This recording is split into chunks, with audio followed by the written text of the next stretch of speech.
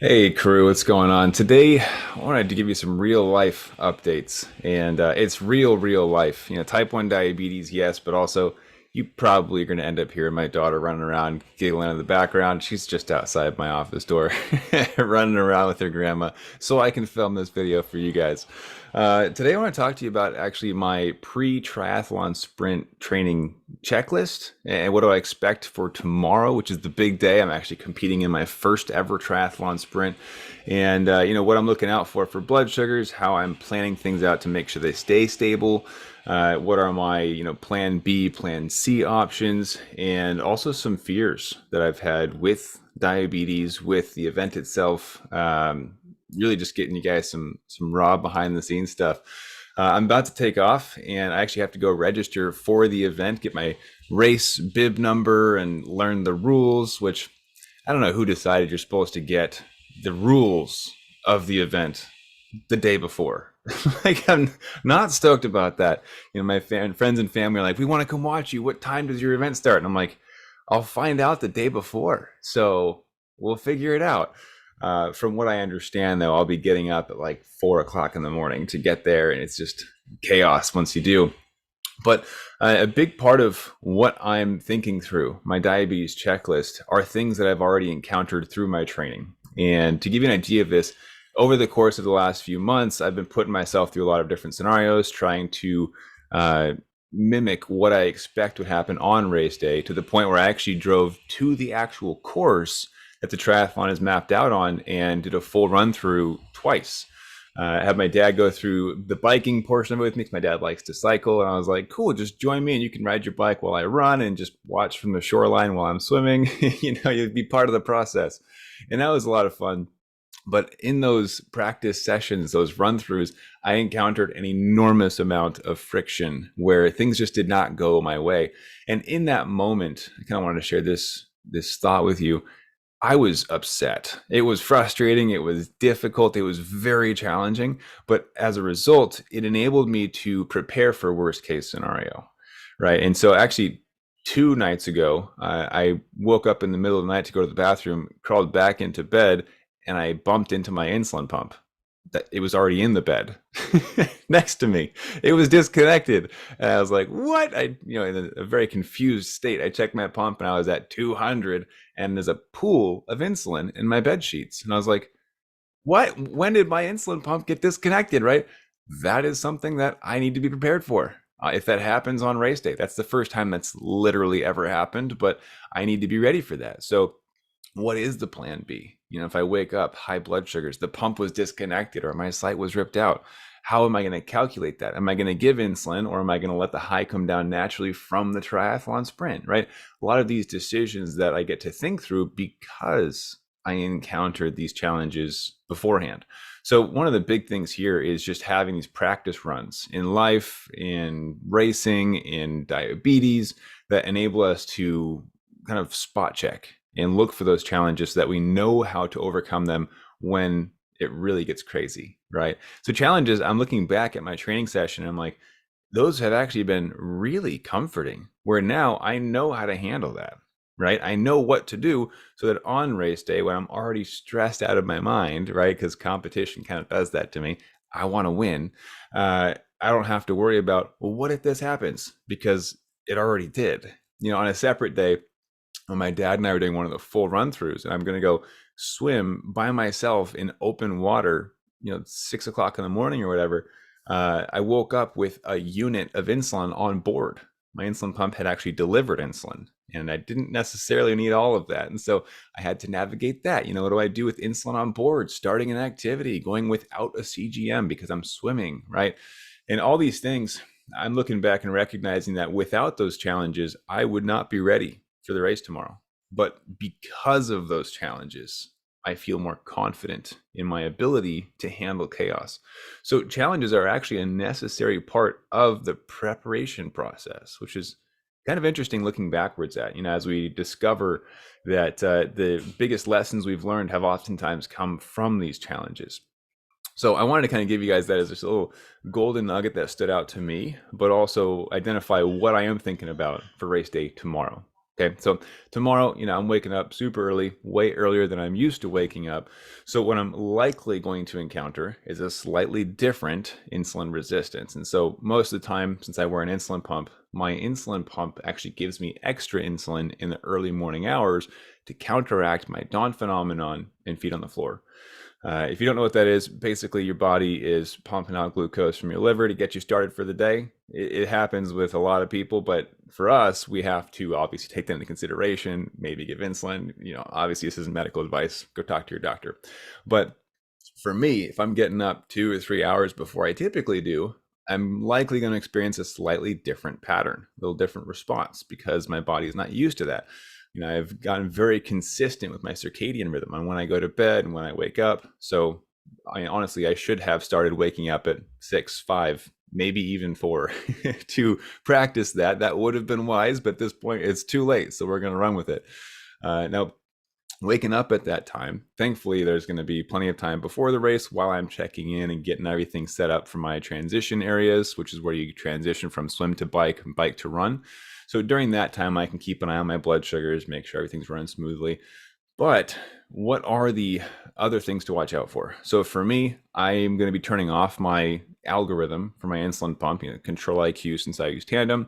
On different pumps, you've got Omnipod 5, Medtronic 780G. These have different versions of essentially the same thing, automated insulin delivery, right? With this AID, there is the chance that if your blood sugars start to creep up, it'll give insulin. I don't want extra insulin on race day. I don't want to deal with that. And so for me, I like going in manual mode because I actually run all of my calculations through what I call the 80-20 blood sugar formula. Now, that's given me a lot of peace of mind. Race day, I'm going to walk through a few other factors that I need to take into consideration that haven't been present before.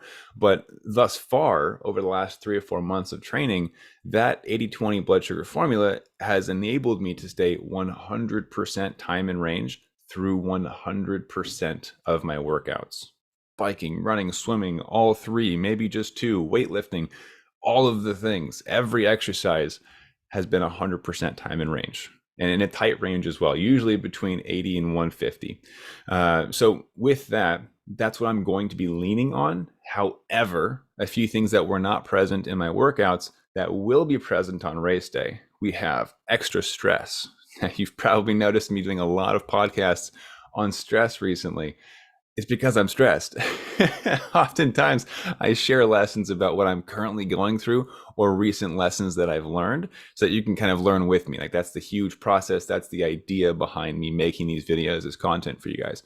So how I deal with stress, especially when it comes to blood sugars, is identifying, action thresholds. At what point do I give a correction? Do I give a correction if it's because of exercise, right? Or, if there's counter-regulatory hormones at play, or is it just cortisol? And that's like maybe from mental stress, right? So likely what I'm going to encounter, as I'm beginning to encounter today as well, is that mental stress. I know I'm fine. I've completed the entire course for a good time already, multiple times. So physically, I know I can handle it. Not a question. Blood sugars, 100% time in range, not an issue, right? But mentally, the mental game, I didn't spend as much time on that as I probably should have. How to bring down stress, how to calm my central nervous system. Have not spent a ton of time doing that. So today I do have some time slotted for some breathing exercises and some mental practices that should help me to stay calm before the storm tomorrow.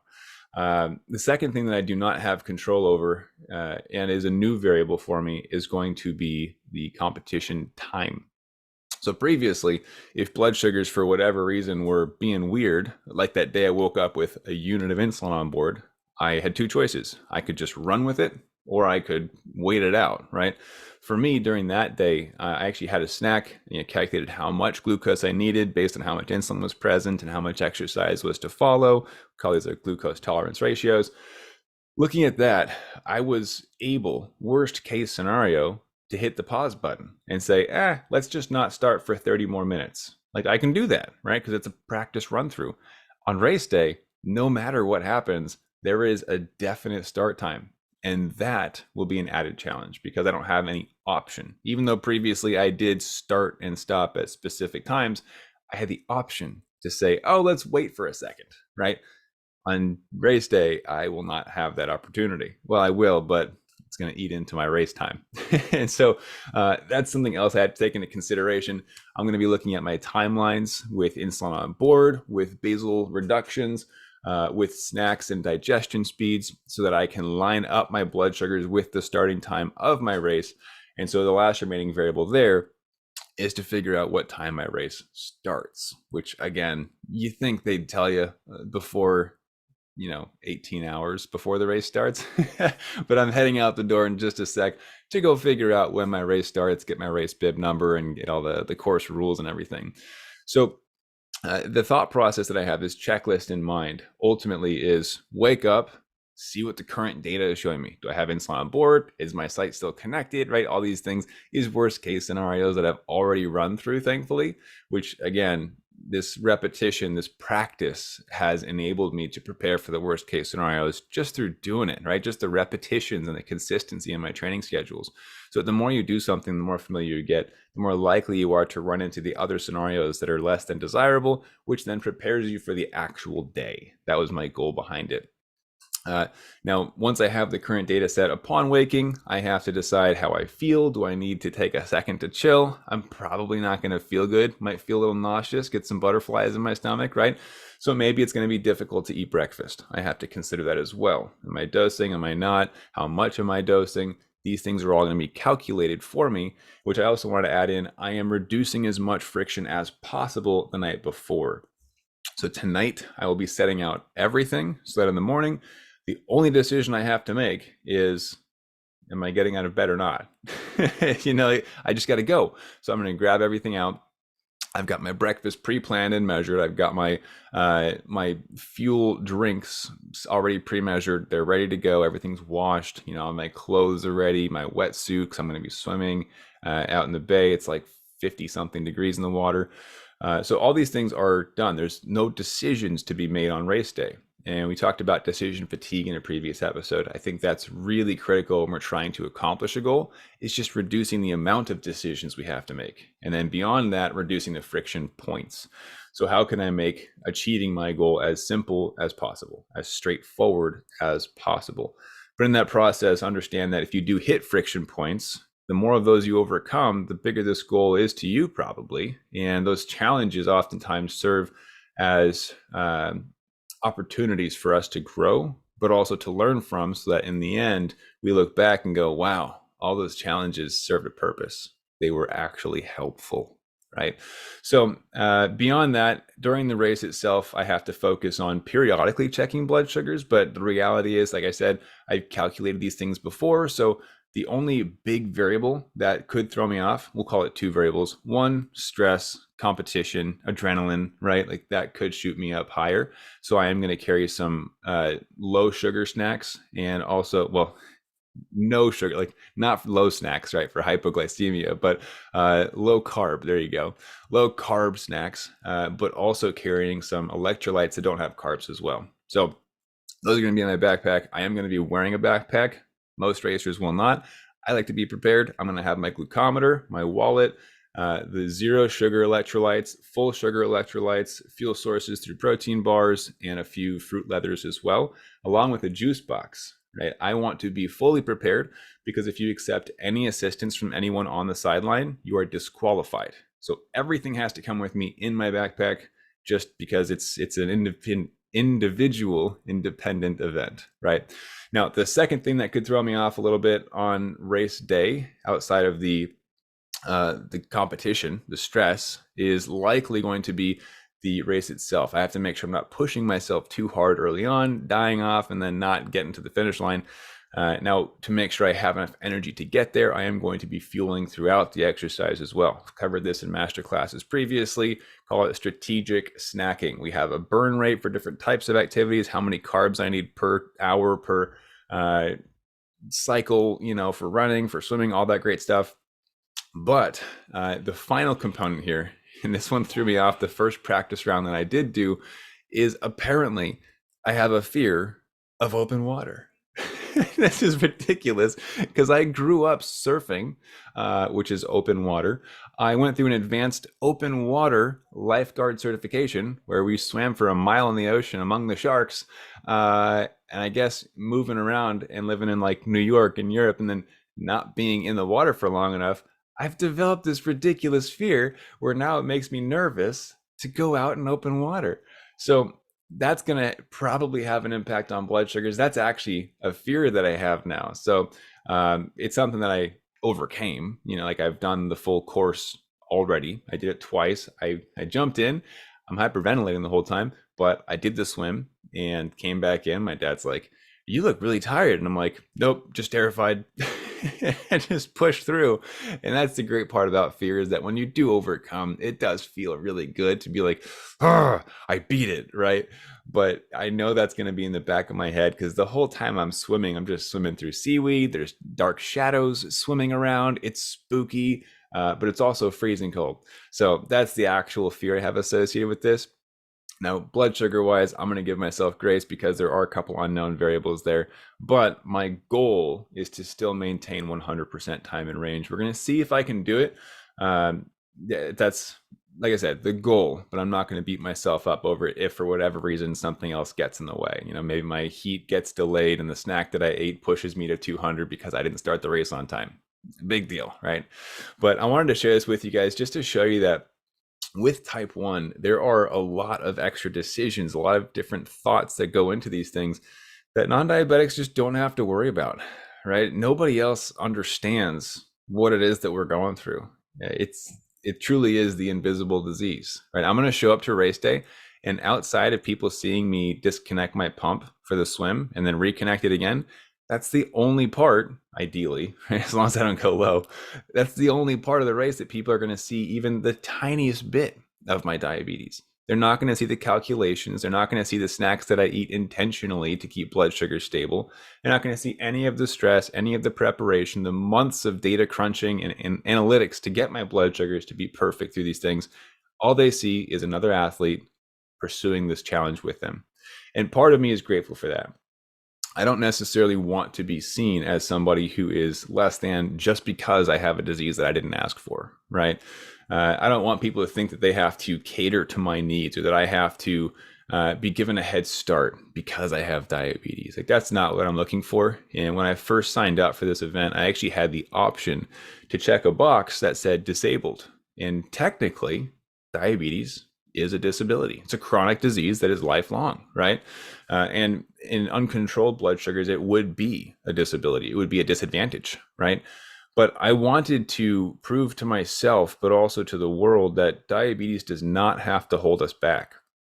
In fact, oftentimes it is the catalyst for growth that allows us to push through challenges that we might not have before. And I can tell you that if I didn't have type 1 diabetes, I don't know if I would even be competing in this, because I wouldn't have anything to prove to myself.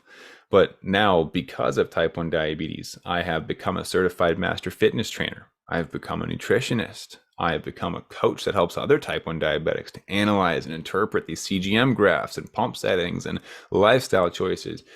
All these things happened as a result of getting diagnosed with type 1 diabetes. That challenge was the catalyst that allowed me to grow and become a better person inside and out. So this is twofold today to kind of show you the thought processes that go into this type of an event with type 1 diabetes, but also to show you that sometimes the challenges that we face in life serve us as a benefit. And we might not see it in that moment, but if we allow it to mold us into the person that we were meant to become and choose to face those challenges, to strive and push through adversity, we come out on the other side stronger than ever before. So I hope this is encouraging for you. I got to go pick up my race number. Whoop, I got to leave in like 2 minutes. So I'm going to run out and go learn the course rules. Wish me luck. I am representing the type 1 diabetes community, and I cannot wait to share actually a special documentary I've been working on for you guys, a little series that I've been working on through my training. Going to have some tidbits in there that I think you guys will find helpful and hopefully inspirational as well, so that you too can go chase your dreams, do some crazy stuff, and not let type 1 hold you back. So we'll catch you guys after the race. Have an awesome weekend. And as I'm telling you, I will do so myself to keep up the fight.